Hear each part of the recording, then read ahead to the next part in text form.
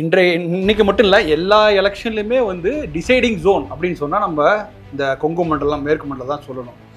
அங்கே யார் வெற்றி பெறுகிறார்களோ அவர்கள் தான் வந்து ஆட்சியில் இருப்பாங்க. அது வந்து போன முறை கொஞ்சம் சேஞ்ச் ஆயிடுச்சு. அதிகமான தொகுதியில் அதிமுக போட்டாலும் திமுக ஆட்சி பிடித்தது. அதே முதல்வர் என்ன தெரியுமா சொல்றாரு, கரூர் வந்து பிறந்த ஊர் செந்தில் பாலாஜிக்கு, புகுந்த ஊர் கோவை என்றாரு.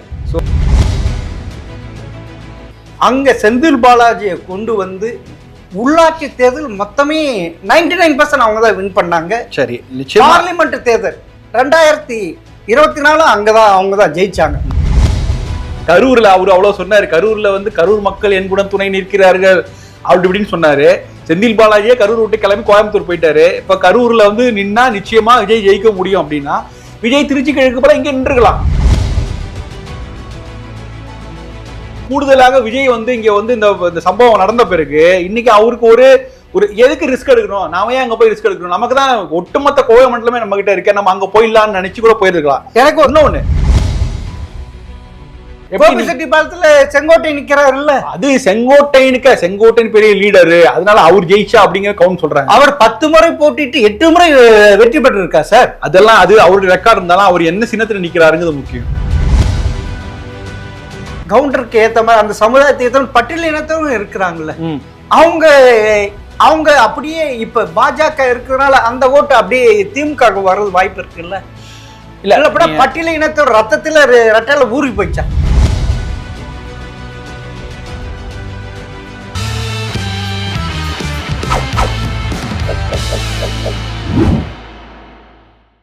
ஜெம் டிவி நேயர்களுக்கு வணக்கம். எழுத்தாளர் ராம்கி அவரை சந்திப்பு வரணும் சார். வணக்கம் சார். வணக்கம் சார்.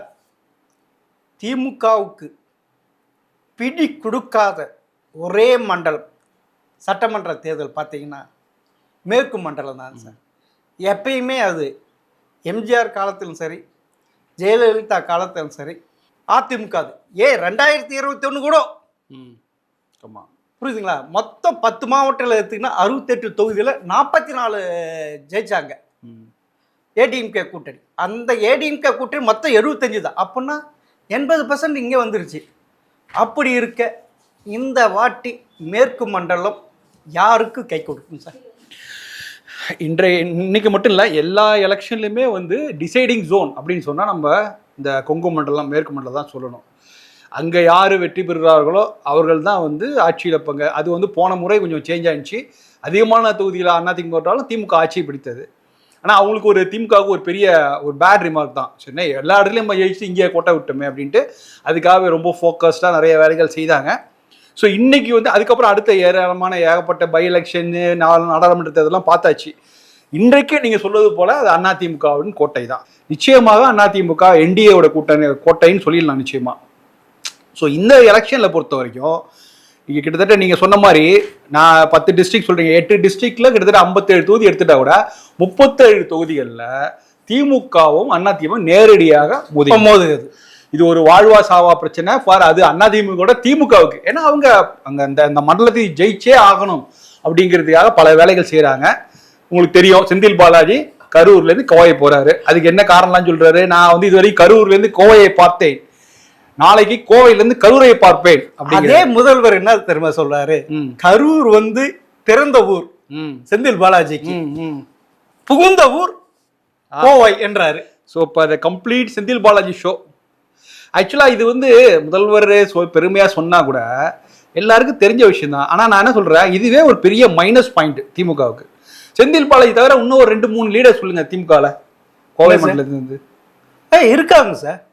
ஒரு முத்துசாமி இருக்காங்க, அவ்வளவு பெரிய ஒரு அதிமுக வந்தவர பரவாயில்ல. இன்னைக்கு திமுகவில் அமைச்சர் ஒரு முக்கியமானவர் மதிய அழகன் இருக்கா சார். மதிய அழகன் இருக்கா, எல்லாம் இருக்காரு. ஆனா நீங்க பாருங்க, நீங்க வந்து இப்ப தமிழ்நாட்டுல வந்து ஒரு சில பகுதிகளில் போய் மணி அப்படி சொன்னா அது மேற்கு மண்டல மணிகள் தான் ஞாபகம் வருது. அது தங்கமணி, வேலுமணி, தங்கமணி, வீரமணி யாருங்கிறது நமக்கு கூட இல்ல, பிரதமருக்கே தெரியும் கரெக்டா அவரு என்ன மணின்னு கரெக்டா சொல்றாரு. ஸோ அந்த அளவுக்கு அவங்க வந்து தமிழ்நாட்டை தாண்டி பிரபலமானவர்கள்.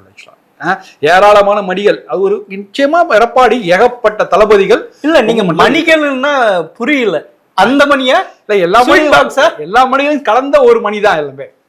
ஸோ அதனால அது வந்து அவங்களுடைய வீச்சு, அவங்களுடைய பாப்புலாரிட்டிங்கிறது. ஆமா, இப்போ நீங்கள் கோயம்புத்தூர்ல இருந்து ஆரம்பிச்சு கிருஷ்ணகிரி வரைக்கும், கிருஷ்ணகிரியில கேபி முனுசாமி எவ்வளோ ஸ்ட்ராங் லீடர் ஆக்சுவலா. ஆமா, எடப்பாடியே சிலமை தயங்கும் நேரத்துல போல்டா பேசினவர் கேபி முனுசாமி. சசிகலா குடும்பத்தை பத்தி உள்ளவே வரக்கூடாது முதல்ல அவர் தானே சொன்னார். அவரு இன்னை வரைக்கும் உறுதியா நிக்கிறது அவர் தான். ஒரு ஸ்ட்ராங்கான சப்போர்ட். அப்புறம் பாலக்கோடு அன்பாளர்கள்ல இருந்து ஆரம்பிச்சு செம்மலை, தருமபுரியில செம்மலை, கரூர்ல விஜயபாஸ்கர், இப்படி ஏராளமான ஒவ்வொரு டிஸ்ட்ரிக்ட்லயும் வந்து பாத்தீங்கன்னா குறைந்தபட்சம் 3-4 லீடர் தமிழ்நாடு முழுக்க அறிஞ்ச லீடர்ஸ் வச்சிருக்காரு எடப்பாடி. அப்புறம் எப்படி அந்த கோட்டை இல்லாம இப்ப நம்ம எப்படி சொல்ல முடியும்? கோட்டையில் ஏகப்பட்ட தளபதிகள். ஆனா 2021 சட்டமன்ற தேர்தலில் திமுகவுக்கு மேற்கு மண்டலம் கைவிட்டு போனாலும் அங்க செந்தில் பாலாஜியை கொண்டு வந்து உள்ளாட்சி தேர்தல் மொத்தமே 99% அவங்க தான் வின் பண்ணாங்க. சரி, பார்லிமெண்ட் தேர்தல் 2024 அங்கதான் அவங்க தான் ஜெயிச்சாங்க. அது ஒரு ரெக்கார்டு இல்லையா? இல்ல, ரைட்டு தான். நீங்க என்னன்னா நாடாளுமன்ற தேர்தலுங்கும் போது அது வந்து ஓட்டெல்லாம் கன்சாலிடேட் ஆகுது. அது வந்து பாஜகவுக்கு எதிரான வாக்குகள், பாஜக ஆதரவான வாக்குகள் தனியா பிரிஞ்சு போகுது. ஆக்சுவலா அதுல நீங்க பாத்தீங்கன்னா அதுல வந்து கோயம்புத்தூர் மக்கள் ரொம்ப தெளிவா முடிவெடுப்பாங்க. அவங்களுக்கு வந்து they are well connected with other state. அவங்களுக்கு வந்து கேரளாவோடையும் கர்நாடகாவில் நடக்கிற அரசியல் மாற்றங்கள்லாம் கொஞ்சம் பார்த்தீங்கன்னா ரிலேட் பண்ண முடியும். அவங்களுக்கு அந்த பகுதியை தாண்டி ஒரு பெரிய செல்வாக்கு உண்டு. அதனால அவங்க வந்து நம்ம தமிழ்நாடு முழுக்க மோடி வேண்டுமா வேண்டாமாங்கிறத பத்தி தான் சொன்னாங்க. 2024 தேர்தலோட பிரச்சாரமே என்ன, மோடி வேண்டுமா வேண்டாமான்லாம். அது மற்ற இடங்களில் இருந்ததோ இல்லையா, கோயம்புன்றது அப்படிதான் இருந்தது. கோவையில வந்து மோடி வேண்டுமா வேண்டாமாங்கிறது. அதனால அந்த அளவுக்கு அவங்க வந்து டெல்லி அரசியலை உன்னிப்பாக பார்க்கக்கூடியவர்கள். ஸோ அதனால நாடாளுமன்ற தேர்தலுடைய ரிசல்ட் வேற. இன்னைக்கு சட்டமன்ற தேர்தல் அப்படின்னு வந்தா நம்ம முக்கியமா கவனிக்க வேண்டியது, அதை ஏன் அவ்வளோ பெரிய ஸ்பெஷலா இருக்கு கொங்கு மண்டலம்? ஏன் அது ஒரு டிசைடிங் ஜோனா இருக்குது? மற்ற டெல்டாவிலையும் தென் தமிழ்நாட்டிலையும் வட தமிழ்நாட்டிலையும் சென்னையிலும் இல்லாத ஒரு ஸ்பெஷல் ஏன் மேற்கு மண்டலத்திற்கு அப்படின்னு நம்ம பார்க்கும்போது அவங்களுக்கான பிரச்சனைகள், அவங்களுக்கான சவால்கள் வேறு விதமா இருக்கு. இப்ப நீங்க தனிநபர் இன்கம் வந்து வருமானங்கள் அதிகமா இருக்கு. ஆமா, சென்னையை விட அதிகம். தமிழகத்துல தனிநபர் வருமானம் மேற்கு மண்டலம் தான். ஆமா, இன்னும் 10 ஆண்டுகளுக்கு நம்ம எப்படி இருக்க போறோம்? அதுக்கு என்ன செய்யணும்? ஸோ அப்படி நீங்க பாத்தீங்கன்னா இன்னைக்கு அவங்க கிட்ட இருக்கிறது லீடர்ஸ். நம்ம இவ்வளவு லீடர்ஸ் பட்டியல் போட்டோம். சரி, அதில் நிறைய பேர் அண்ணா திமுக பாஜக இருந்தாலும், திமுக குறைவா இருந்தாலும் செந்தில் பாலாஜி மிகப்பெரிய லீடர் ஆக்சுவலா. ஸோ ஏராளமான லீடர்ஸ் இருக்காங்க. அதே மாதிரி பறந்துபட்ட அளவில் எல்லா செல்வாக்கு இருக்குது. அடுத்த கட்டமா என்ன போகணும் அப்படிங்கிறதான் பாக்குறாங்க. ஆனா மற்ற பகுதிகளில் லீடர்ஸே கிடையாது. நீங்க டெல்டா எடுத்து பாருங்க, லீடர்ஸே இல்லை. பல இடங்கள் லீடர்ஸே இல்லை. அப்படியே லீடர்ஸ் தான் நம்பகத்தன்மை உள்ள லீடர்ஸும் கிடையாது. ஸோ அங்க வந்து ரொம்ப ஃபோக்கஸ்டா நாமளும் வளரணும், நம்ம பகுதியும் வளரணும், தமிழ்நாடு வளரணும்னு நினைக்கிற நிறைய லீடர்ஸ் அங்க இருக்காங்க. அதனால ஸோ அந்த பகுதியுடைய ஒரு செல்வாக்கு அந்த மாதிரி விஷயங்கள் தனி விஷயங்கள். ஸோ அதனால நீங்க வந்து அங்க வந்து பெரிய அளவுக்கு மாற்றங்கள் வராது. இப்ப என்னதான் நீ கடுமையா உழைத்தாலும் திமுக அங்க வந்து மக்கள் எப்படி பார்ப்பாங்கன்னா அலைன்ஸ் பார்ப்பாங்க. அலைன்ஸ் எப்படி இருக்குன்னு பார்ப்பாங்க. சார், இப்ப அங்க பாத்தீங்கன்னா அதிமுகவும் வெயிட்டா தான் இருக்கு, பாஜகவும் வெயிட்டா தான் இருக்கு. நீங்க ஏத்துக்குது ரைட்டு. விஜய்ன்ட்டு ஒரு ஃபேக்டர் வந்து இருக்காருல்ல, அத வந்து அதிமுக கூட்டணியே தலையெழுத்தி மாத்தலாம் இல்ல, திமுக கை கொடுக்கலாம் இல்ல. இல்ல, நீங்க இன்னும் வந்து அந்த பகுதிகளில் மொத்தம் 8 மாவட்டங்கள். ஆமா, 8 மாவட்டங்கள்ல பாத்தீங்கன்னா எங்கெல்லாம் வந்து சரி எல்லா பகுதியிலையும் அதிமுக இருக்கு அப்படின்னு சொன்னா கூட அது கிராமங்களில் ரூரல் பிளேசஸ்ல நிறைய ஸ்ட்ராங்கா இருக்கு. நகரங்கள்ல குறிப்பா கோயம்புத்தூர், திருப்பூர், சேலம் போன்ற பகுதிகளில் ஒரு சில பகுதிகளில் பாஜகவும் திமுகவும் வளர்ந்துருக்குது. அந்த இடங்கள்ல தான் நீங்க வந்து விஜய் ஃபேக்டருங்கிறத எடுபடும். கோவை நகரங்கள்ல நகர ஓட்டுகள் ஆக்சுவலா அப்ப நீங்க ஸோ கொஞ்சம் பாஜகவுக்கான வாக்குகள் எடுப்பார். ஆனா அவருடைய ஸ்டாண்டை இன்னைக்கு வரைக்கும் அவர் என்ன பேசியிருக்காரு, பாஜக எதிர்த்து நேரடியாக கடுமையா யோசிக்கலனாலும் அவரு பாஜகவை எதிர்த்து பேசுறாரு. ஸோ அதனால நகரங்கள்ல இருக்கிற பாஜக ஆதரவான வாக்குகள் நிச்சயமா விஜய் கட்சிக்கு வரப்போகுது இல்லை. அப்ப மைனாரிட்டிஸ் ஓட்டு முழுக்க கோவை போன்ற நகரங்கள்ல திமுகவுக்கும் நிஜமான செல்வாக்குங்கிறது மைனாரிட்டிஸ் தான். ஆனா நீங்க சொல்றீங்க 18 வயசுல இருந்து 25 வயசு இருக்கிறவங்க ஏறக்குறைய 32% இருக்கு சார். அதுல 20% 15% வந்தவே மாறிடும் இல்ல. இல்ல அதான் மாறிடும் இல்ல. இல்ல அதெல்லாமே வந்து மைனாரிட்டிஸ் ஓட்டு. அது நிச்சயமாக அதிமுக பாஜக மைனாரிட்டிஸ் ஓட்டு பார்த்தீங்கன்னா கோயம்புத்தூர் டிஸ்ட்ரிக்ட் தான் பெரிய லெவல்ல கோயம்புத்தூர்ல தான் இருக்கு. மீதி பரந்த பட்டல இல்ல. நீங்க அடுத்தது வந்தீங்க, நீங்க சொல்லும் போது கரெக்ட். இப்ப திருப்பூர் போன்ற நகரங்கள்ல அப்ப நீங்க அங்க வந்து நம்ம தமிழ்நாட்டு இளைஞர்கள் எத்தனை பேர் திருப்பூர்ல வேலைக்கு போறாங்கிறது படிப்படியா குறைஞ்சிட்டே வருது. அதுல வர்றவங்க வெளிநாட்டு வாழ் வெளிமாநில இளைஞர்கள் தான் வராங்க. ஆமா. சோ அந்த இடத்துல இன்னும் கம்யூனிஸ்ட் கட்சிகளுக்கு ஒரு பெரிய தாக்கம் இருக்கு. அங்க நீங்க சொல்ற மாதிரி மைனாரிட்டி ஃபேக்டர்லாம் இருக்குது.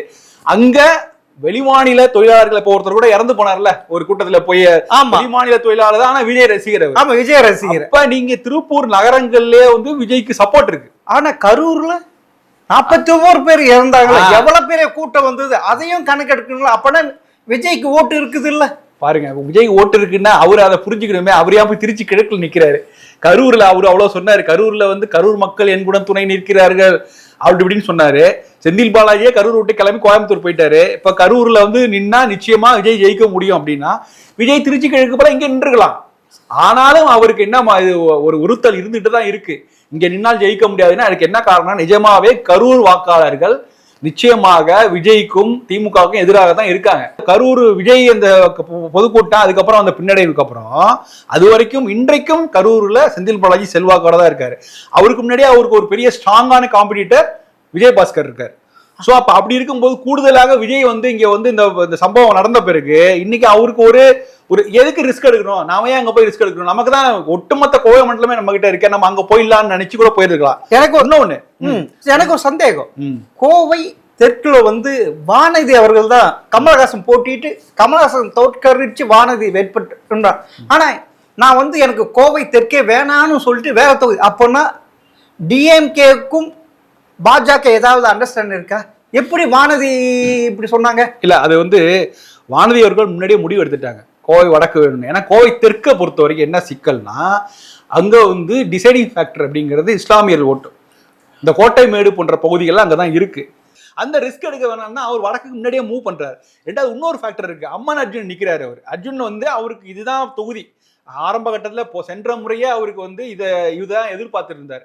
ஆனா அவருக்கு வடக்கு கொடுத்தாங்க, வானதிக்கு இதை கொடுத்தாங்க. இப்போ இன்னைக்கு 2 பேர் ஸ்வாப் பண்ணிட்டாங்க. இது வந்து ஒரு சில மாதங்களுக்கு முன்னாடியே பேசி முடிவு செய்த விஷயம் தான். இது காரணம் இதுதான் ஃபேக்டர். ஆனா யாருமே எதிர்பாராத ட்விஸ்ட் வந்து செந்தில் பாலாஜி அங்க வந்து நின்னது. அதுக்கு என்ன காரணம்னு அவர்தான் முழுக்க தெரியும். ஆனா அதுக்கான ஒரு ப்ரிவிலேஜ் சுதந்திரம் அவர்கிட்ட இருக்கு. ஏன்னா அவரு எல்லா மண்டலையும் பாக்குறாரு. கோவை கொங்கு மண்டலம் எந்த தொகுதியில வேணா நிக்கலாம். 35 தொகுதி அவர்கிட்ட ஒப்படைச்சிருக்காங்க. ஆமா ஆமா, அதுல எல்லா தொகுதியிலும் கணிசமான செல்வாக்கு அவருக்கு இருக்கு. அப்படிங்கும் போது அவர் அதுக்காக நம்ம ஏன் கரூர்ல போய் ரிஸ்க் எடுக்கணும்? இருக்கு கரூர்ல வந்து அவருக்கு கடுமையான போட்டி இருக்கு. விஜயபாஸ்கர் கடுமையான போட்டி எதிர்க்கிறார். அதனால எதுக்கு எடுக்குன்னு சொல்லிட்டு போயிருந்திருக்கலாம். ஸோ இதுக்கு முன்னாடி கணக்குகள் இருக்கு. ஆனால் ஒருவேளை செந்தில் பாலாஜி அவருடைய செல்வாக்கு இந்த முறை எடுபடவில்லை என்றால் அவர் ரொம்ப கமிட் பண்ணியிருக்காரு. எல்லா தொகுதியிலையும் வெற்றி பெறுவாங்க, கோவையில 10க்கு 10 எடுப்போம் அப்படின்னு. 10க்கு 10 2 அமைச்சர்கள் நான் உருவாக்கி தருவேன் 2000.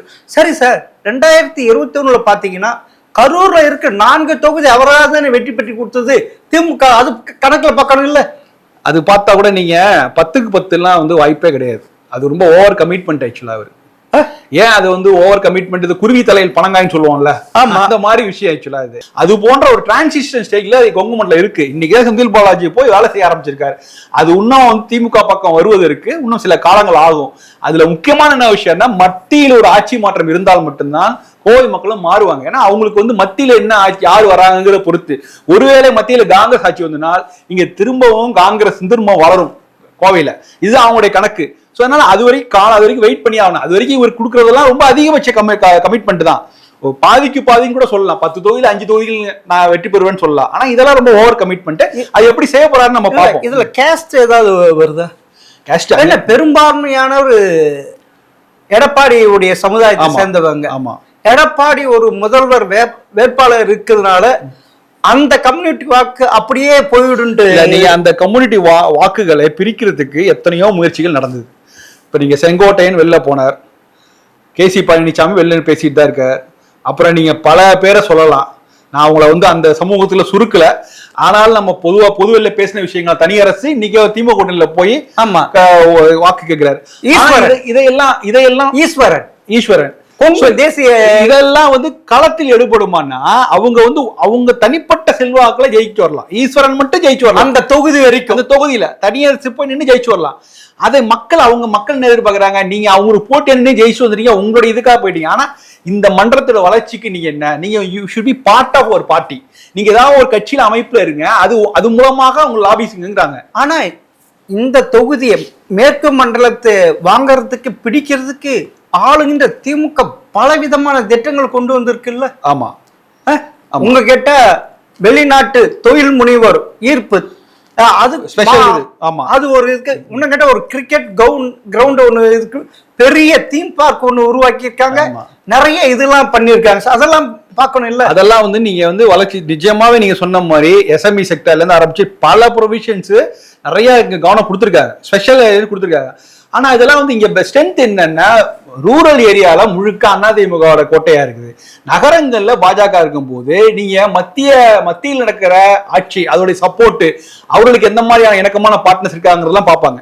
ரெண்டாவது நீங்க டிஎம்கேவோட செல்வாக்கு பார்த்தீங்கன்னா சேலம், கோயம்புத்தூர் அதோட முடிஞ்சிருது. திருப்பூர் கூட இப்ப கம்யூனிஸ்ட் கட்சி கோட்டையில் தான் அந்த பக்கம் போயிடுச்சு. ஆமா, நீங்க இந்த பக்கம் வந்தீங்கன்னா தருமபுரி, கிருஷ்ணகிரியில சுத்தமா வந்து திமுகவுக்கு ஆட்களே இல்லை. அங்க இடத்துல வந்து பாத்தீங்கன்னா ரொம்ப ஸ்ட்ராங்கா, எப்படி நம்ம கோயம்புத்தூர்ல அதிமுக பாஜகவும் போட்டு வளர்க்குதோ, இங்க அதே போல தருமபுரி கிருஷ்ணகிரியிலையும் பாமகவும் சேலத்திலையும் ஆமா பாமகவும் அதிமுகவும் கூட்டணிங்கிறது அப்படியே ஜெல் ஆயிடுச்சு ஆக்சுவலா. சோ இப்ப அந்த கூட்டணியை பிரேக் பண்ணி நீங்க உள்ள போக முடியல. இப்ப நீங்க அந்த அளவுக்கு இப்ப கிருஷ்ணகிரிலாம் இப்ப சென்ற நாடாளுமன்றத்தில் பாத்தீங்கன்னா காங்கிரஸுக்கு ஒதுக்குனாங்க. திமுக இருந்து பெரிய அப்போசிஷன் இல்ல, காங்கிரஸ் வேட்பாளரே போய் அவரே நாமினேட் பண்ணிட்டு வந்தாரு. நீங்க இவ்வளவு தூரம் சொல்றீங்க. சமீபத்தில் வந்து ஒரு கருத்து கணிப்பு என்ன தெரியுமா? மேற்கு மண்டலத்தில் திமுக 40 இருந்து 45 வரைக்கும் வின் பண்ணும், ஆனா ஏடிஎம்கே சிங்கிள் டிஜிட்ல வின் பண்ண சொல்லியிருக்காங்க. நீங்க சொல்றது இதுக்கு பொருத்தமா இல்லையா சார்? லோக்பால்ல சொல்றீங்க, லோக்பால் வந்து அப்படிதான் வந்து பரபரப்பா ஏதாவது ஒரு போல் கொடுப்பாங்க. சென்ற முறை அவங்க அந்த 5 சட்டமன்ற தேர்தல், 5 மாநில சட்டமன்ற தேர்தலையும் இப்படிதான் முன்னுக்கு பின் ஒன்னா கொடுத்தாங்க. பீகார் எலெக்ஷன்ல மாத்தி கொடுத்தாங்க. சோ அவங்க வந்து களத்திற்கு வித புரியாம யாரோ ஒரு அவங்க சொல்ற சாம்பிள் எல்லாம் எடுத்தாங்களான்னு தெரியல. ஒரு தொகுதிக்கு 500 பேர் எடுத்திருக்குன்னு சொல்லி எப்படி எடுக்க முடியும்? தமிழ்நாட்டில் இருக்க ஏஜென்சியால செய்ய முடியாத விஷயத்த எங்கிருந்தோ வெளி மாநிலத்தையும் வந்து ஒரு ஏஜென்சி வந்து நான் 500 பேரை பார்த்தேன், அவங்க கொடுத்த இன்புட்டை கொடுத்தேன்னு சொல்லிட்டு நான் அந்த ரிசல்ட்டை விடுங்க, அவங்க ரிசல்ட்டுக்காக அவங்க சொல்ற விஷயங்கள். இப்ப நீங்க சொல்றீங்க, அவங்க என்ன சொல்றாங்க, இந்த மன்றத்துல நாம் தமிழர் கட்சிக்கு 13% வாக்குகள் இருக்கு. ஆமா சார், அப்படி சொல்றாங்க. நாம் தமிழர் நான் ஏற்கனவே சொல்லணும்ல, 18 இருந்து 25 வரைக்கும் 32% இருக்கு. ஆனா அத வந்து நீங்க இப்ப வந்து விஜய் ஃபேக்டர்லாம் வந்த பிறகு நாம் தமிழர் கட்சிக்கு குறைவாதான் இருக்கு அந்த இடத்துல. நீங்க அதை வந்து நீங்க அதை அப்படியே பழைய கணக்கை எடுத்துட்டு வந்து இல்ல இதனால மாற்றம் வரும் அப்படின்னு தமிழக வெற்றி கழகம் சொல்றேன் சார். தமிழக வெற்றி கழகம் சொல்றீங்க. நான் சொல்றது என்டிகே நாம் தமிழர் இயக்கத்துக்கு 13% சொல்றாங்க. ஆமா, அந்த இடத்துல வந்து பெரிய அளவு தாவேகா பத்தி ஒன்னும் பெருசா சொல்லல. ஆனா அவங்க 2 to 3 வின் பண்ணு சொல்றாங்களே, அது எப்படி சாத்தியமே இல்லாத விஷயம். செங்கோட்டை நிக்கிறாரு இல்ல, அது செங்கோட்டையன் பெரிய லீடரு, அதனால அவர் ஜெயிச்சா அப்படிங்கிற கவுண்ட் சொல்றாங்க. அவர் 10 முறை போட்டிட்டு 8 முறை வெற்றி பெற்று இருக்கா சார். அதெல்லாம் அது அவருடைய ரெக்கார்டு இருந்தாலும் அவர் என்ன சின்னத்துல நிக்கிறாருங்கிறது முக்கியம். அவர் ரெட்டரை நின்னவர், ரெட்டரை தான் அவருடைய அடையாளம். சென்ற முறை கூட பல நெருக்கடிகள்ல அவர் ஜெயிச்சு வந்தாரு. அது காரணமே ரெட்டலை தான் சார். நீங்க ஈரோடு கிழக்கு ஒரு கணக்கு எடுத்துக்கணும் இல்ல, அங்க அதிமுக நின்றது. நிச்சயமா நம்ம அதை உடச்சே பேசலாம். ஈரோடு கிழக்க பொறுத்த வரைக்கும் மொழியார் வாக்குகள், அருந்ததி சமூகத்தின் வாக்குகள் ரொம்ப முக்கியம். அதுதான் அங்க டிசைடிங் ஃபேக்டரா இருந்தது. அதனாலதான் நாம் தமிழர் இயக்கமே அருந்ததியை வச்சு அவங்க போய் ஒரு பெரிய இது பண்ணாங்க, பெரிய கன்சல்டேஷன் நடந்தது. அதான் சரி. ஆனா இன்னைக்கு அந்த தொகுதி வந்து காங்கிரஸ்ல இருந்து அழிவி திமுக போகுது. இன்னைக்கு திரும்பவும் காங்கிரஸ் கொடுத்திருக்காங்க. ஆமா சார், அது திரும்ப காங்கிரஸ் கொடுத்தாலும் அது எப்படி கேண்டிடேட் போடுவாங்க தெரியல. அது ஆல்ரெடி திமுக பக்கம் போயிடுச்சு. ஆக்சுவலா திமுக வந்து ஓரளவு அவங்க வந்துட்டாங்க. திரும்ப நீங்க காங்கிரஸ் கொடுத்தீங்கன்னா அது வீக்கன் ஆகுது, அது ஆட்டோமேட்டிக்கா ஏடிஎம்கே ஃபேவரா போகும். அதே பட்டியல் இனத்துல பாத்தீங்கன்னா அருந்ததியர் வந்து கலைஞர் வந்து 3.2 ரிசர்வேஷன் கொடுத்தா சார். அது ஒண்ணு. ஆதி தமிழ் பேரவை இப்ப திமுக அலைன்ஸ்ல இருக்கு சார், அதிகமான அதுலதான் இருக்கு. அப்பன்னா அந்த ஓட்டு அப்படியே ஷிப்ட் ஆகல திமுக. அப்பன்னா இந்த பிற சமுதாய வாக்குகள், இந்த அருந்ததி வாக்குகள் அப்படியே இதுக்கு போறப்ப விஜய் வந்து அந்த மெயின் ஃபேக்டர் உடைக்கிறார், மெயின் சமுதாயத்திலிருந்து இளைஞர் ஓட்டுலாம் உடைக்கிறார். அப்பன்னா திமுக தான் எட்ஜி எடுக்கும். நீங்க திமுக கூட்டணியில இன்னைக்கு இல்லாத இந்த ஜாதி சார்ந்த சமூக சார்ந்த கட்சியில இல்ல, சின்ன கட்சிகள் கூட உள்ள இருக்காங்க. ஆமா சார். ஆனா அதனால பெரிய இம்பாக்ட ஒன்னும் உருவாக்க முடியாது. அதுதான் நான் சொல்றது. விஜய் வந்து அங்க ஜாதி ஓட்டுல கை வைக்கல, அவர் கை வைக்கிறது மைனாரிட்டி ஓட்ட பிரிப்பாரு. சிட்டியில் நகரங்கள்ல, திருப்பூர், கோயம்புத்தூர் போன்ற நகரங்கள்ல பெரிய பரவலா இருக்கிற இளைஞர்கள் மத்தியில ஒரு ஓட்ட உடச்சு கொண்டு வர வழியா இந்த மாதிரி சமூகம் சார்ந்து இன்னும் அந்த அளவுல கிரவுண்ட்ல போய் இன்னும் இறங்கி வேலை செய்யல.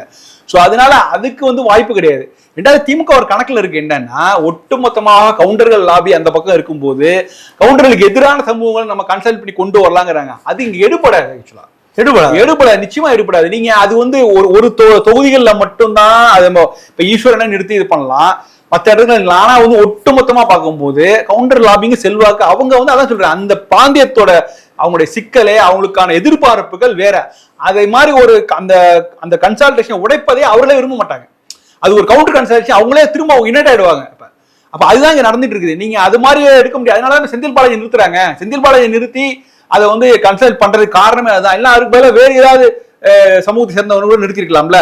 சோ அது முடியாது. அந்த கவுண்டர் லாபிகளோட தான் சேர்ந்து போயாகணும். அது ஒரு வழி இல்ல. இந்த சமூகங்களை நீங்க கொண்டு வந்தா கூட ஒன்னும் பெரிய அளவுக்கு இம்பாக்ட் கிரியேட். இப்ப வந்து திமுக அதிமுக மோதுது, அது ஒரு இது. திமுக பாஜக மோதுது, அது ஒரு இது. அதிமுக காங்கிரஸ் இப்படி மோதுற இடத்துல வேணும்னா ஏடிஎம்கே பெனிஃபிட் கிடைக்கலாம். ஆனா திமுக அதிமுக மோதுற இடத்துல பெருளவு இவங்களுக்கு தானே கிடைக்கும், டிஎம்கே தானே கிடைக்கும். இல்ல அங்க நீங்க நான் சொல்றது அதான் சொன்னேன், ஆரம்பத்தே சொன்னேன், 57 தொகுதியில 37 தொகுதியில திமுக அண்ணா திமுகவும் நேரடியாக மோதுகிறது. ஆனா அங்க என்ன சிக்கல்னா திமுக அங்க பாஜகவையும் சேர்த்து எதிர்கொள்கிறது. அங்க கூட்டணி எங்க அண்ணா திமுக பாஜக கூட்டணி இருக்கு, கூடவே வெளியில கோவை சேலம் பக்கம் பாமக இருக்குது. அந்த இடத்தில் என்டிஏ கூட்டணி ரொம்ப ஸ்ட்ராங்கா இருக்கு.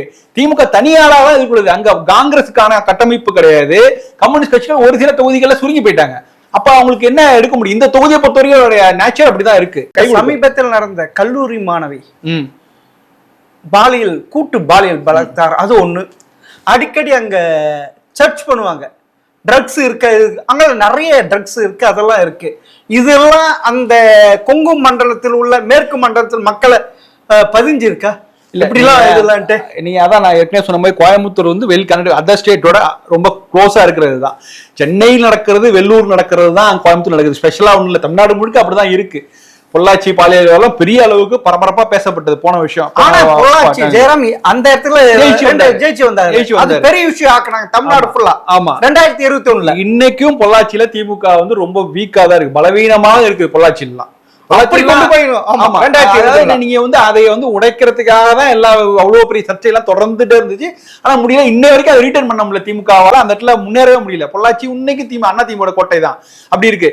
ஆனால் இப்ப நீங்க சென்னை அண்ணா பல்கலைக்கழகம் நடந்த சம்பவம் மாதிரி கோவை பல்கலைக்கழகம் ஒரு சம்பவம் நடந்தது. ஆமா, அதே மாதிரிதான் பேசினா. அதனால இங்க நடக்கிறதுலாம் அங்க நடக்குது, எல்லாம் நடக்கிற விஷயங்கள் தான். சோ இது வந்து பெரிய அளவுக்கு எல்லாம் போய் தமிழ்நாடு முழுக்க பெண்கள் பாதுகாப்பு எல்லா கட்சியிலும் பேசுகின்றன. விஜய் கட்சி எல்லாம் பேசுது. அதுக்கும் இது ஆனா இதனால பெரிய அளவுக்கு இம்பாக்ட் கிரியேட் பண்ணுமா? நீங்க அதிமுகவே என்ன சொன்னாங்க, அப்படிதான் ஆரம்பிச்சாங்க, அவங்களுடைய கேம்பெயின் அப்படிதான் ஆரம்பிச்சாங்க. அவ்வளவு பெரிய அளவுக்கு பலன் கொடுக்கலையே, பெரிய ரீச் ஆகலையே. அது அப்பனா இப்ப எடுக்கிற திரு ஸ்டாலின் அவருக்கு எலெக்ஷன் கேம்பெயின்ல என்டிஏ வெர்சஸ் தமிழ்நாடு என்றார். அப்பனா நீங்க சொல்றீங்க சென்ட்ரல் தான் தெற்கு கோவை மண்டலம் பார்ப்பாங்க, மேற்கு மண்டலம் மக்கள் பார்ப்பாங்கன்னா அப்பனா அது இது எடுபடாதாங்க. அங்க நம்ம தான் சொல்றோம், எதனால இந்த கோவை மண்டலத்தை மட்டும் பத்தி பேசுறோம் அப்படின்னா அது ஒரு தனி உலகம். அந்த உலகத்தில் என்டிஏ வெர்சஸ் டிஎம்கே தான் அங்க இன்றைக்கும் அப்படிதான். அது என்டிஏல ரொம்ப ஸ்ட்ராங்கா இருக்காங்க. அதிமுக, பாஜக, பாமக 3 பேரும் ஸ்ட்ராங்கா இருக்காங்க.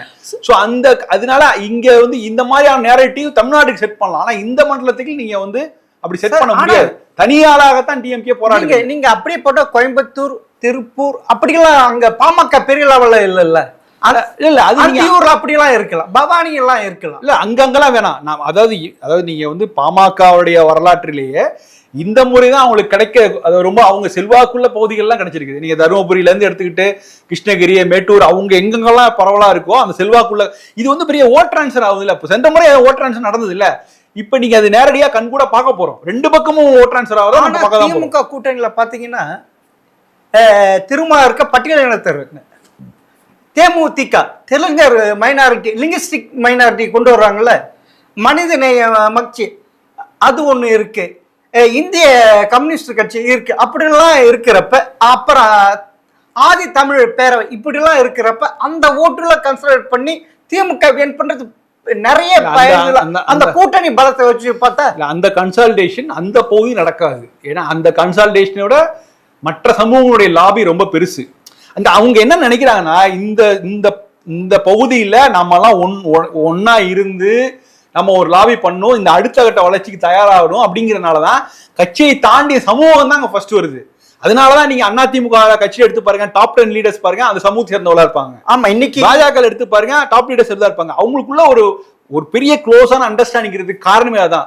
சமூகம் ஃபர்ஸ்ட் முக்கியம் அப்படின்னு. அப்ப நீங்க ஸ்டேட் லெவல் பார்ட்டி நீங்க லீட் பண்ணுங்க, சென்ட்ரல் நாங்க லீட் பண்றோங்கிற நல்ல ஒரு பெரிய அண்டர்ஸ்டாண்டிங் இருக்கிறது ஒரு பெரிய பெனிஃபிட். அப்புறம் 2021 ஈஸ்வரன் 2 தொகுதிகள் வின் பண்ணாங்க சார். அது எப்படி சார்? ஈஸ்வரன் வந்து அதாவது நீங்க அது கொங்கு பெல்ட் இது அவங்க அவருடைய இதுதானே சார். அந்த சமுதாயத்துக்காக உருவாக்கப்பட்ட ஒரே முதல் கட்சி அதுதானே சார். இல்ல தமிழ்நாட்டுல நீங்க எந்த சமூகமா இருந்தாலும் அவங்க அரசியல் கட்சிக்கு 100% இந்த லாயலா இருக்கு அப்படியே போயிட்டு ஓட்டு போயிடலாம் சொல்லவே முடியாது. அது இஸ்லாமியர் உட்பட அது ஒரு சின்ன ஸ்பிரிட் இருக்கதான் செய்யும். அது எல்லா சமூகத்துக்கும் பொருந்தும். அது போல அவர் ஈஸ்வரன் வந்து ஒரு ஸ்பெஷல் கேஸ். அவர் திமுக தொடர்ந்து பயணம் செய்யறார். அவர் தனிப்பட்ட செல்வாக்குல அவருடைய வேட்பாளரை வெற்றி பெற முடியாது. அவரால் இணைந்து பெரிய அளவுக்கு ஒரு கொங்கு மண்டல ஒரு மாற்றத்தை ஏற்படுத்த முடியவே முடியாது. அவர் தனியா விலகி இருந்து ஒரு ஒரு கட்சியை நடத்துறாரு. அதுல இருந்து அவர் மட்டும் ஜெயிச்சு வருவார் வழிய மற்றபடி ஒட்டுமொத்தமா அந்த அந்த அந்த சமூகத்துடைய உணர்வை பிரதிபலிக்கிறாரானா அப்படி நிச்சயமா இல்லை. ஸோ அதனால இது வந்து காலப்போக்கில் இதை மாற்ற முடியாது. இன்னைக்கு அந்த சமூகத்தோட தேவை, அவங்களுடைய எதிர்பார்ப்புகள் அது பெரிய அளவுல இருக்குது. அது வந்து அதற்காகத்தான் இவ்வளவு தூரம் அவங்க ஸ்ட்ராங்கா அப்படி சொல்றேன். உள்ளாட்சி தேர்தல் எப்படி 100% கிட்ட கொடுத்தாங்க, அதே கொங்கு மக்கள் தானே கொடுத்துருக்காங்க, அந்த சமுதாயம் தானே கொடுத்த. அதிமுக பாஜக காத்துல பறக்க விட்டாங்களா, பாராளுமன்ற தேர்தல் பறக்க விட்டாங்களா, அதுவும் பார்க்கணும் இல்ல. இல்ல உள்ளாட்சி மன்ற தேர்தல் ஒன்றும் இல்லை. உள்ளாட்சி தேர்தல் எல்லாமே எப்படின்னா யார் ஆளுங்கட்சியோ அதை பொறுத்து கிரவுண்ட் லெவல்ல நம்ம சிட்டிலே நடக்குது சார். சிட்டிலேயே நகர்ப்புற உள்ளாட்சி 2020 நடந்தபோது எப்படி ஒரு அட்ஜஸ்ட்மெண்ட் திமுகவுக்கும் அதிமுகவுக்கும் ஒரு மறைமுகமான ஒரு அண்டர்ஸ்டாண்டிங்கா இருந்தது. இங்க நடக்கும்போது ரூரல் பகுதியில் இருக்காதா? நிச்சயமாக நடக்கும்.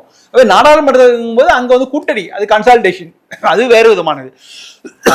சட்டமன்ற தேர்தல் அப்படிங்கும் போது அந்த பகுதி மக்கள் ரொம்ப ஸ்ட்ராங்கான முடிவு எடுப்பாங்க. சென்ற முறையோட அதிகமான இடங்கள்ல அதிமுக கூட்டணி வெற்றி பெற இந்த இடம் வந்து ஸ்ட்ராங்கா இருக்கு. அலையன்ஸ் பார்ட்னர் ரொம்ப ஸ்ட்ராங்கா ஒர்க் பண்றாங்க. எல்லாருக்கும் உள்ள ஓட் டிரான்ஸ்ஃபர் நிறைய நடக்குது, வாய்ப்பு இருக்குது. அதனால இந்த முறை அதிக அளவு சீட்டு இடங்களை பெறும் தான் நான் பாக்குறேன். இல்ல சார், செந்தில் பாலாஜி அவ்வளவு மெனக்கறாரு, எப்படியாவது வின் பண்ணும். பெரிய நிறைய பெண்கள் மாநாடு, ஆமா இளைஞர் மாநாடு, அனைத்து மாநாடு அங்க நடத்தி இருக்காரு சார். அதெல்லாம் பார்க்கணும் இல்ல. இன்னைக்கும் வந்து செந்தில் பாலாஜியோடைய செல்வாக்குங்கிறது நீங்க கரூர் கோயம்புத்தூர் பகுதி மட்டும்தான் இருக்க முடியாது. இன்னும் அவரால் சேலத்தில் கூட அவரால் வந்து ஒரு இது பண்ண முடியல. சேலத்துல வந்து மற்ற அமைச்சர்களுடைய டாமினேட் நிறைய இருக்குது.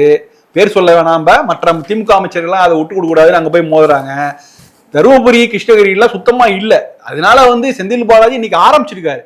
அவருக்கான ரிசல்ட் அவருடைய இது வரைக்கும் அவர் போட்ட உழைப்புக்கெல்லாம் பலன் கிடைச்சிருக்குது. ஆனா அது அதிகமாலாம் அவர்கிட்ட எதிர்பார்க்க முடியாது அப்படிங்கிறது தான் என்னுடைய அண்டர்ஸ்டாண்டிங். அப்படியா? அப்படி சார் இப்ப வந்து பாத்தீங்கன்னா கொங்கு கவுண்டருக்கு ஏத்த மாதிரி அந்த சமுதாயத்துக்கு ஏற்ற பட்டியல் இனத்தவங்க இருக்கிறாங்கல்ல, அவங்க அப்படியே இப்ப பாஜக இருக்கிறதுனால அந்த ஓட்டு அப்படியே திமுக வர்றது வாய்ப்பு இருக்குல்ல. இல்ல பட்டியல் இனத்தோட ரத்தத்துல ரெட்டையில ஊறி போயிச்சா? இல்ல அப்படி கிடையாது. அந்த பகுதியில பெரும்பாலும் தனி தொகுதிகளில் வந்து அதிமுக தான் போட்டிடுது. 2 ஃபேக்டர். ஒண்ணு தலித் சமூகம் இந்த பக்கம், பெண்ணாகரம் அந்த பக்கம் தருமபுரி பகுதியில இருக்கிறது. 2வது நம்ம ஏற்கனவே ஈரோடு கிழக்குல அந்த பக்கம் அருந்ததிய சமூகம் பார்த்தா அவங்களால வந்து ஒரு பெரிய அளவுக்கு மாற்றத்தை தர முடியாது. 2வது இப்ப இன்னைக்கு வேற ஒரு நிறைய ஸ்பிட் ஆகி இருக்குது. இப்ப நீங்க காங்கிரஸ் கட்சி என்ன செய்ய போகுது அப்படிங்கறத நம்ம பார்க்க வந்தோம். காங்கிரஸ் ஒரு சில தொகுதியில பெண்ணாகரத்துல ஜி.கே. மணியோட பையனை இறக்குறாங்க. அவர் திடீர்னு காங்கிரஸ் கட்சி ஜாயின் பண்ணிருக்காரு. பண்ணிட்டு அவருக்கு சீட்டுக்கிறாங்க. அது எந்த அளவுக்கு தெரியல. ஸோ அப்படிலாம் மாறும்போது அதுக்காக ஒரு இது கிடைக்குமா அப்படிங்கிறது தெரியாத மொமெண்டம். அந்த பகுதி தருமபுரியெல்லாம் ஒன்றும் மாறதுக்கு வாய்ப்பே இல்லை. ஸோ ஏற்கனவே அது வந்து ஒரு வலுவா இருக்கிற பகுதி. அதை ஏன் சேஞ்ச் பண்ணணும்னு நினைக்கிறாங்க. 2வது இந்த அரசு மீதான ஆன்டி இன்கம்பன்சி ஃபேக்டர்லாம் நீங்க சேர்த்தே பார்க்கணும். ஆக்சுவலா அதெல்லாமே வந்து நீங்க அந்த பக்கம் இருக்கு. அதெல்லாமே வந்து நீங்க அதெல்லாம் கன்சிடர் பண்ணும்போது ஒரு பெரிய மொமெண்டத்துக்கு இந்தியா கூட்டணிக்கு தான் இருக்கு. அதே ஆன்டி இன்கம்பன்சி பார்த்து, ஆனா அவங்களுடைய திட்டங்கள், சமூக நல திட்டங்கள், மகளிருக்கு உரிமை தொகை, கல்லூரி மாணவர்களுக்கு 1500 இல்ல அதுல நீங்க ரொம்ப கவனிக்க வேண்டிய விஷயம் அதெல்லாம் இருக்குது இல்ல. நான் முதல்வன்ல இருந்து எல்லா பெனிஃபிட்டும் தமிழ்நாடு கூட இருக்கு. கோயம்புத்தூர் மக்கள் அவங்களுக்கான எதிர்பார்ப்பு ரொம்ப அதிகமா இருக்குது. அவங்க இதெல்லாம் கடந்து வந்திருக்காங்க. அவங்க அடுத்தது 10 ஆண்டுகளுக்கு என்ன ஒரு ஸ்டெப் மற்ற பகுதிகளை விட கோவை மண்டலம் வந்து ஒரு ஸ்டெப் ஃபார்வர்டா இருக்குது. நீங்க அவங்களுக்கு போய் நான் 1000 ரூபாய் தரேன், 1500 ரூபாய் தரேன்லாம் சொல்லி அவங்கள இது பண்ணவே முடியாது. இப்ப அவங்க அதிமுகவிலே நிறைய பேர் அந்த வாக்குறுதி கொடுக்குறாங்க. உன்னை ஆனா அது வந்து மற்ற பகுதிகள் தான். அந்த பகுதிகள் எங்களுக்கு வேலை கிடைக்கணும். உண்மையில நான் சொல்றேன், திருப்பூர்ல வேலை இல்லாமல் நீங்க அவங்க விடுற வேலைங்கள்ட்ட போயிட்டு நாங்க மாசம் 1500 ரூபாய் கொடுக்குறோம் அப்படின்னு இப்ப விஜய் சொல்றாருல்ல, எங்க வேலை கிடைக்கிற வரைக்கும் கொடுக்குறோம், ஸ்டைபண்ட் கொடுக்குறோம். ஆமா, அதெல்லாம் வந்து அந்த பகுதி மக்களுக்கு எல்லாம் எடுபடாதுங்க. திருப்பூர் மக்கள், கோயம்புத்தூர் மக்கள்லாம் எங்களுக்கு வேலை வேணும், வேலையை கொடுங்க, நாங்க அதை பார்த்துக்கிறோம்னு நினைக்கக்கூடிய ரொம்ப கடுமையான உழைப்பாளிகள் அவங்க எல்லாம். ஸோ அங்க எடுபடாது. தமிழ்நாட்டில் மற்ற இடங்கள் எடுபடலாம், பட் இங்க வந்து வேலைக்கு தான் ப்ரையாரிட்டிஸ். ரொம்ப இண்டஸ்ட்ரியல் செக்டர், அவங்க ரொம்ப ஃபோக்கஸ்டா இருக்கிற அது. ஸோ அது வித்தியாசமான உலகம் தான் ஆக்சுவலா. அதனால அவங்கள வந்து ஈஸியா இந்த மாதிரி வாக்குறுதிகள் கொடுத்து, இல்ல நாங்க 1500 2000 கொடுத்துடலாம், அவங்க வந்து நம்ம வந்து அவ்வளவு சீக்கிரம் அவங்கள மனதை மாற்ற முடியாது. நிஜமாவே என்ன பண்ண போறோம், ரோட் மேப் அடுத்த 10 வருஷம் என்ன பண்ண போறோம், இந்த பகுதிக்கு என்ன செய்ய போறோங்கிற மாதிரியான விஷயங்களை முன்வைக்கணும். செந்தில் பாலாஜி செய்தாருன்னா அதுக்கு வெற்றி கிடைக்கும். சார் உன்னகிட்ட மெட்ரோ கொண்டு வந்து, ஆனா மத்திய அரசு கேன்சல் பண்ணிடுச்சு சார். பண்ணிட்டேன். நிச்சயமா பாருங்க, அறிவிப்பு வரும்.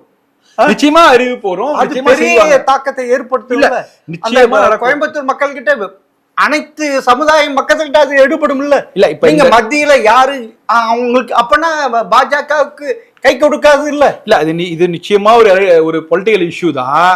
ஏற்கனவே அவர் வந்து இந்த திமுக அரசு வந்து சரியான ஜஸ்டிபிகேஷன் கொடுக்காதனால டிலே ஆகிட்டு எடப்பாடியும் சொல்லியிருக்காரு.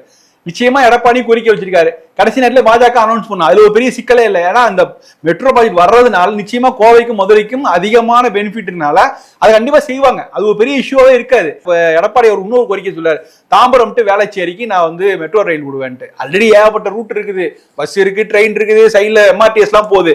ஆனா ஏன் சொல்றேன்னா, இது ஈஸிலி பண்ணக்கூடியது. ஆல்ரெடி நிறைய ப்ராஜெக்ட்ஸ் போட்டு இதுல ஒன்றும் பண்றதுல ஒன்றும் பெரிய சிக்கலே கிடையாது. அதனால அது சொல்றாரு.